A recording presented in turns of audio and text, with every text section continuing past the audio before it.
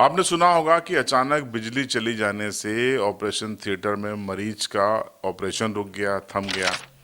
किसान अपने खेतों में पानी नहीं दे पाए, आटा चक्की आटा नहीं पीस पाए। लेकिन क्या आपने ये सुना है कि अचानक बिजली गुल होने से फेरों के दौरान दुल्हनें बदल जाएं और दुल्हन अपने पति की जगह किसी और के साथ फेरे ले ले? जी हाँ, ऐसा हुआ है। उज्जैन जिले के इंगोरिया थाना क्षेत्र का एक गांव है। इस गांव का नाम है दंगवाड़ा। इस गांव में दो कजिन्स की शादी थी। एक का नाम था भोला और दूसरे का नाम था गणेश। दोनों बारात लेकर पहुंचे थे असलाना गांव में। और यहाँ पर जिस परिवार में ये बारात लेके पहुंचे थे, यहाँ पर तीन कजिन बहनों की शादी थी।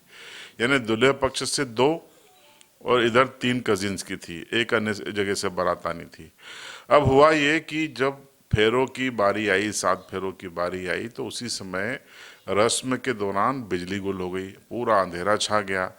अब एक संयोग ये था कि जो तीनों दुल्हनें थीं, दोनों दुल्हनें थीं, जो भोला और एक और जो हैं गणेश, उनके साथ फेरे लेने वाली थी, वो एक जैसी ड्रेस पहने हुई थी, एक जैसे परिधान में थी। उनकी हाइट हेल्थ भी लगभग समान थी।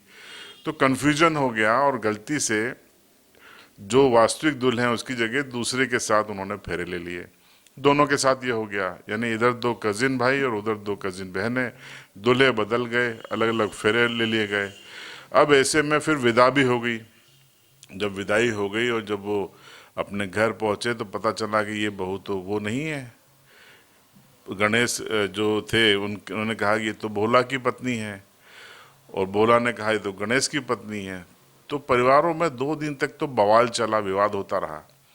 फिर सब एक समझौता हुआ कि चलिए, लाइट के कारण ये गलती हुई है, अब इसको कैसे सुधारा जाए। तो 2 दिन के बाद फिर उन्होंने आपस में समझौता किया और इस जो बिजली कटौती अचानक हुई थी उसका उपाय ये निकाला कि पंडित जी को फिर से बुलाया गया। पंडित जी को बताया गया कि साहब ऐसा ऐसा हो गया है, अब इसका उपाय बताओ।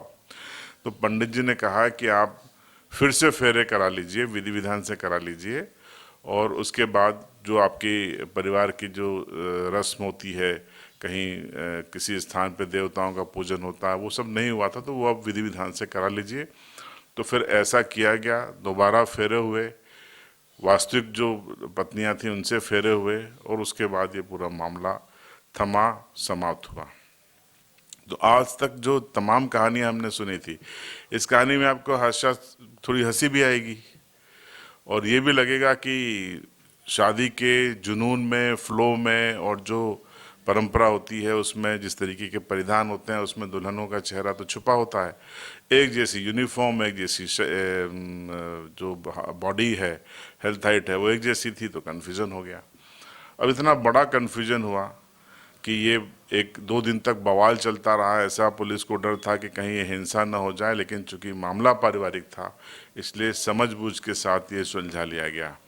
लेकिन इस सब की बीच में जो सबसे बड़ी गलती है वो विद्युत वितरण कंपनी की है, जिसकी कोई बात नहीं कर रहा है।